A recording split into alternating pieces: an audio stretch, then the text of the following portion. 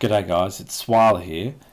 I figured I would try to do a very short video to explain why people need to take their Bitcoin off exchanges and to not trust these exchanges as much as they do, because most of these exchanges have only been around for a few years.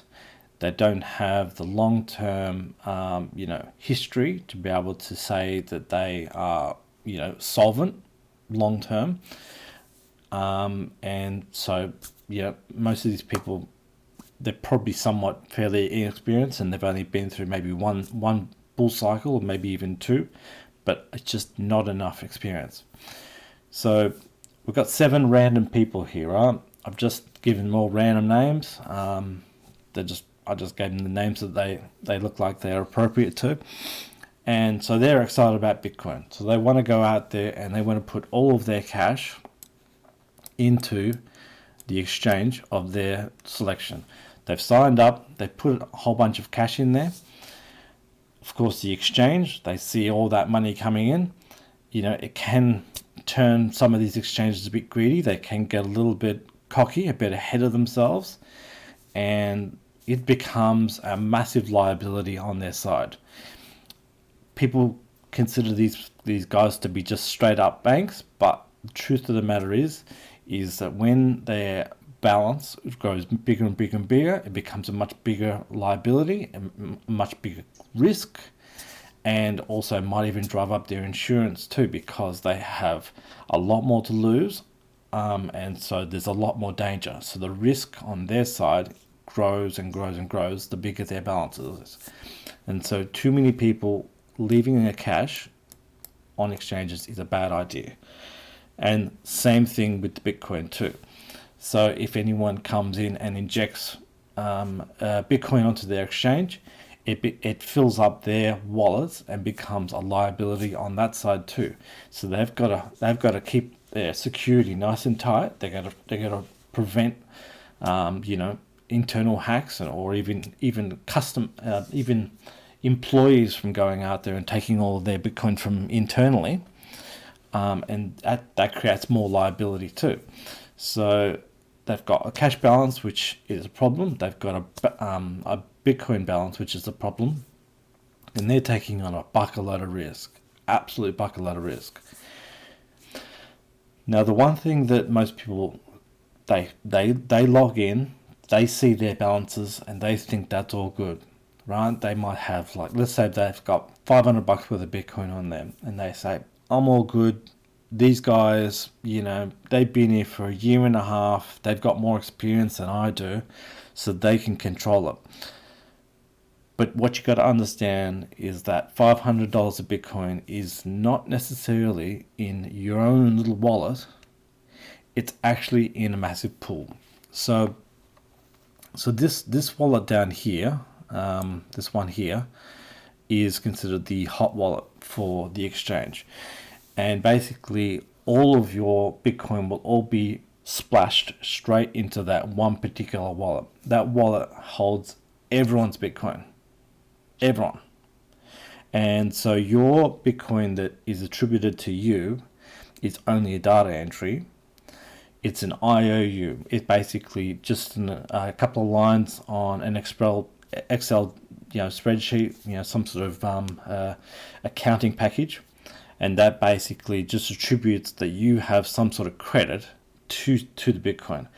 But their Bitcoin is actually all in their hot wallet, except for the actual amount that gets stored in their cold wallet.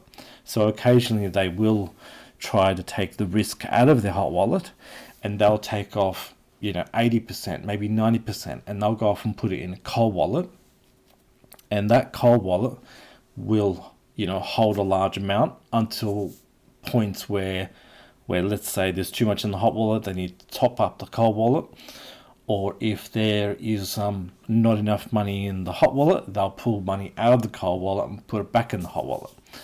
But essentially there's no split between Henry's Bitcoin, Sandra's Bitcoin, Sue's Bitcoin, Jackie's Bitcoin, Carla's, Jose, or Carla's. There is no difference. They all their Bitcoin is in one big pool. Same thing with the dollars too.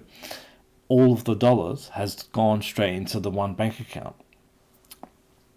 So when things like SBF, their exchanges have been emptied, basically whoever logged in first and started to withdraw the Bitcoin first basically got first dibs on the actual Bitcoin that was inside the hot wallet. Your wallet was not accounted for. It was not. It was only a data entry. And so when the first people who got on there and who managed to sign in and managed to press the withdraw button, they were the first person to take dibs on the Bitcoin in the hot wallet.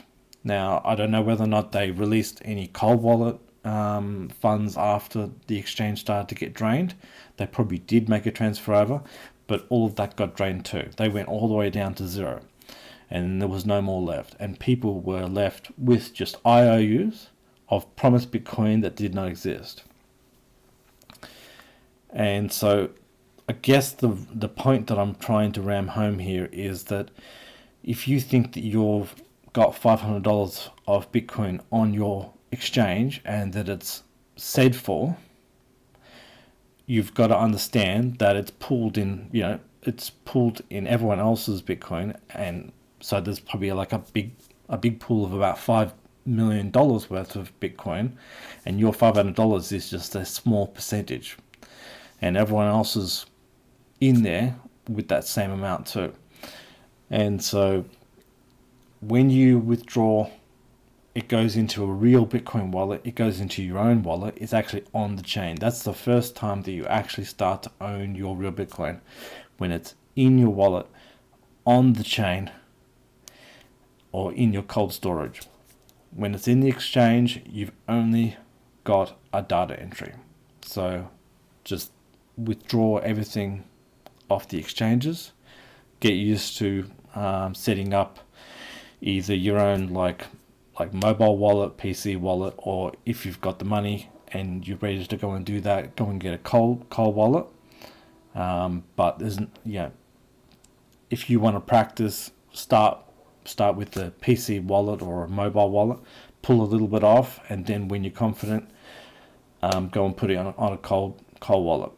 Because sometimes if you've only got $500 of Bitcoin, spending $250 on a hardware wallet, it's the risk ratio benefit is not really that much there. So you can probably go and put it on a mobile wallet or a PC wallet, no problems whatsoever. But once it starts to clock up to about maybe $1,000 or $2,000, probably start to go out there and order your first cold wallet. So that's just my advice. I haven't told anyone to go out there and buy anything, but this is just the reason why you have to get it out of the wallets on the hot wallets on the exchange, because your Bitcoin is mixed up with everyone else's Bitcoin, and whoever logs in to withdraw it first will have first dibs on it. And if you're too late, you won't be able to withdraw at all.